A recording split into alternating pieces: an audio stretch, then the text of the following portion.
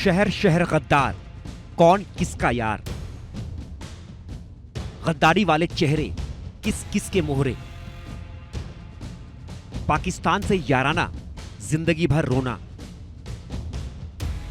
सिंदूर के 7 गद्दार। ऑपरेशन सिंदूर ने न सिर्फ सरहद पार बैठे दुश्मनों की नींद हराम कर दी है, बल्कि देश के भीतर बैठे गद्दारों की भी कमर तोड़ दी है। पिछले कुछ दिनों से लगातार भारत के गद्दार अलग अलग शहरों से गिरफ्तार हो रहे हैं। एक एक करके अब तक 13 गद्दारों की गिरफ्तारी हो चुकी है। आगे कुछ और गिरफ्तारियां हों तो चौंकने की जरूरत नहीं है। तो सिंदूर के वो 7 गद्दार कौन कौन हैं, एक एक करके देखिए। यूट्यूबर के वेश में जासूसी का खतरनाक खेल खेलने वाली ज्योति मल्होत्रा पकड़े गए गद्दारों में सबसे चौंकाने वाला नाम है। ज्योति मल्होत्रा एक निजी संस्था में काम करती थी। शुरुआती जांच में पता चला है कि वो सोशल मीडिया के जरिए पाकिस्तान की खुफिया एजेंसी आईएसआई से जुड़ी थी। व्हाट्सएप और टेलीग्राम जैसे मीडियम से वो संवेदनशील जानकारियां भेज रही थी, जिनमें फौजी मूवमेंट, कैंटोनमेंट एरिया की तस्वीरें और रणनीतिक सूचनाएं शामिल थीं। जांच एजेंसियों के मुताबिक ज्योति को दुबई के एक कथित हैंडलर के जरिए भुगतान किया जाता था। ज्योति की गिरफ्तारी ने महिला नेटवर्क के जरिए जासूसी की एक नई परत खोल दी है। गद्दारी की फेहरिस्त में दूसरा नाम देवेंद्र यादव का है। देवेंद्र यादव हरियाणा के कैथल जिले के मस्तगढ़ गांव से पकड़ा गया। वो लंबे समय से पाकिस्तान की आईएसआई को गोपनीय सैन्य सूचनाएं भेज रहा था। सूत्रों की माने तो देवेंद्र का संपर्क पाकिस्तान में बैठे एक हैंडलर से फेसबुक के जरिए हुआ था। बदले में उसे हर जानकारी पर 5 से 10 हजार रुपए तक मिलते थे। पुलिस ने उसके मोबाइल और लैपटॉप से कई संवेदनशील दस्तावेज और नक्शे बरामद किए हैं।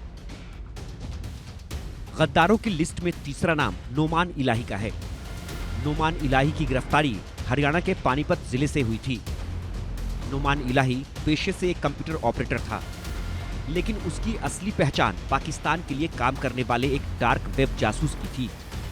नोमान ने कई बार रेलवे और मिलिट्री मूवमेंट की जानकारी विदेशी नंबरों पर भेजी थी। पूछताछ में उसने स्वीकार किया है कि उसने कई बार नकदी लेकर लोगों से यूएसबी ड्राइव और दस्तावेज लिए और उन्हें डार्कनेट के जरिए अपलोड किया।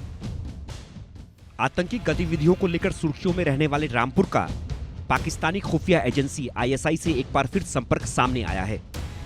एटीएस ने आईएसआई के लिए जासूसी करने के आरोप में ढांढा के शहजाद को गिरफ्तार किया है।